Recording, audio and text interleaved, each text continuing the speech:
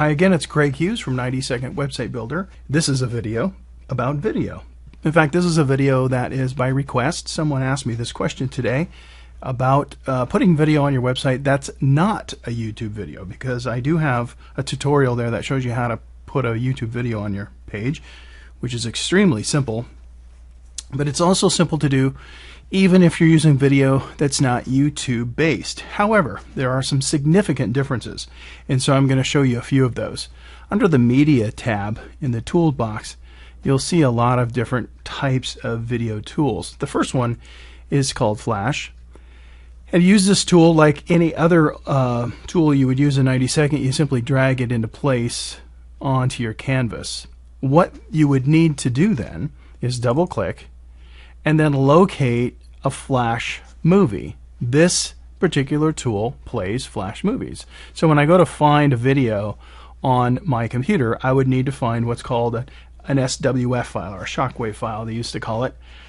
And as long as I have a movie, a shockwave movie or a Flash movie, I can use it in this particular object. So I would select it, and if I want to change any of the settings, like maybe I want to loop this movie, I can do that here. And that's pretty much it. We're done. The good thing about Flash movies is that you can preview them on the canvas, as you can see, because they work a lot like an image does. And they're also very low in memory, so Flash is easy to work with. However, Flash is also not compatible with mobile devices like iPads, so you have to be careful how you use Flash. But this is how you do it. Now I'm going to preview this so you can see here's that Flash movie playing on my website, and you'll notice it's going in a loop, so that's why the bird keeps flying. So that's how you would embed a Flash movie. So now let's close this, and let's look at another tool. You'll notice below the Flash tool, there's one called the Flash Video Player. Slightly different, but again, we're working with Flash. And in this case, there's two differences. One is this object, you'll notice, creates a player, or a skin, if you will, that you can put your Flash movie into. So the website will display the movie, but gives the user these controls down here, a play button and a volume button, and anything that you would find in a player. However, there's another difference. If you're going to use the Flash Video Player tool, you need to be able to have your movie in the format of an FLV file. That's also a Flash video file. So that's a common Flash video extension. And so if you had a video in that extension, with that extension, I should say, then that's what you would choose, and it would play that type of video. So that's how you work with Flash or SWF files. I'm going to delete these from the canvas, and let's move on, because there's other ways to put video on your website. Now I'm going to talk about these next three together. There's the QuickTime option, there's the Real Player option, and we could even use a Windows Media Player video if we wanted to. Now these are all different, and yet they have some similarities. Let's talk about the differences between these. First of all, what's different is if you're going to use a QuickTime movie on your website, this tool will play any movie that is a .movie file, or a QuickTime movie, a .mov you would call it. So you would load in your .mov file, you would change your settings, loop, auto start, whatever you want, and then this tool would play a .movie file. This is the same idea. It works exactly the same way with Real Player, only instead of a .movie file, you would be loading in a Real Player file, which is sometimes called a RAM file, or a .ram. But Real Video also has other extensions, .rm. As long as your source video is in this format, then this is the player you could use. And the third one is the Windows Media Player. So again, works the same way as long as you have a video that is in this format. And for Windows Media, it's usually a .wma file. Windows Media Player also plays WAV files, which are audio, MP3s, audios. But this is the basic same idea. So these three, even though they're different formats, are easy to use. But there's one thing they have in common. They are going to require you to store your video on your hosting account. And you're going to be actually playing the video on your website from your website. Now that's different than YouTube and some of these others, because there the video is stored on the YouTube server and your website is just streaming it from that server.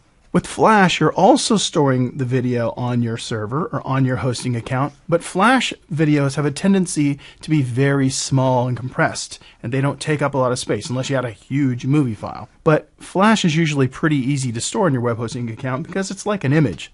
These formats have a tendency to be rather large, and so you want to check with your hosting service and see how much bandwidth you would use, because if you were going to play a .movie file and use the QuickTime tool, you got to make sure it's not a huge movie, because .movie files, they can be very, very cumbersome and huge, and they might even load slow depending on what kind of a hosting service you have. One more thing I'll say about these three formats. For people who are looking at your website from a Macintosh, they're going to be able to probably view your QuickTime movie because Mac users all have QuickTime, just like Windows users are going to mostly all have Windows Media Player. But the opposite is true as well. If a Windows person visiting your website, somebody on a PC, doesn't have the QuickTime player, they're not going to be able to view your movie. And if a Mac user is at your website and you're using Windows Media Player for your format, if they don't have the Windows Media Player, they're not going to be able to play your video unless their version of QuickTime is compatible, and that stuff changes all the time, so it gets very confusing. Real players, same idea, only it's even less common. So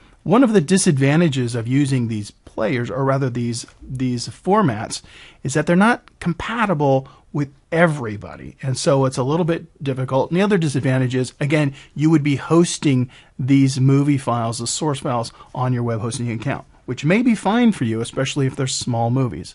But let's look at some other options.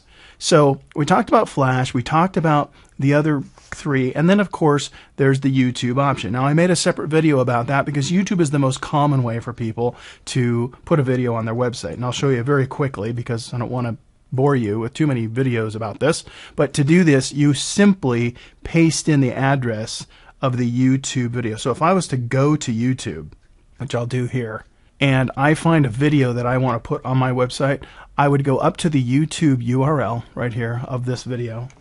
I would copy it, and then I would paste it into the 90-second website builder interface and simply click OK. Again, I can change the settings if I want. And that's very simple. And again, here's the video and audio, of course, playing, but it's streaming from YouTube. It's not being stored on my web hosting account. It's being stored at YouTube, but it can still be used on my website. So again, that's how we do video. But this tutorial is about how to do this without having to use YouTube. What if you don't have a YouTube account or you don't want to use a YouTube video? Well, there are other video sharing sites, lots of them. And in fact, a common one is Vimeo. There's others, Vidler, and of course there's lots of other video sharing sites. Well, you can do the same thing with any of these, any videos that allow you to embed their videos into your website. Here's how you do it. And this is true for all of them. This would be the same for Vidler or any other video sharing site. I happen to be at Vimeo, where I would go get the embed code. So if I wanted to show this video about this card trick, I would get the embed code just like this. And all I'm going to do is copy this. I'm selecting it, and then I'm hitting copy. And then I go back to 90-second website builder. Now, you'll notice, of course, there's no Vimeo tool, but that's okay.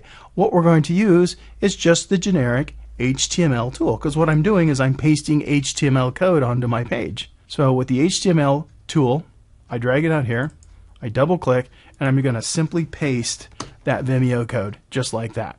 I don't have to do anything else. If I want to create a description, I can, but you don't have to. When I click OK, it's done. Now to preview it, I'll need to hit F5 to see what my website looks like online. And there's the Vimeo video. All I've done is paste the embed code that Vimeo gave me. And I can press play and watch this video on my website. Hi, Marco Tempest here with a sneak preview of just like any other video.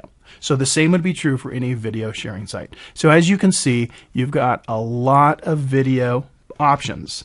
I recommend using a video sharing site, Vimeo, YouTube, or some other third party, so that you're not using up a lot of bandwidth from your own hosting account. But again, if you want to use Flash, or you want to use QuickTime, Real Player, or Windows Media Player, of course those two tools are also available to you. Okay, hope that helps. Thanks for watching.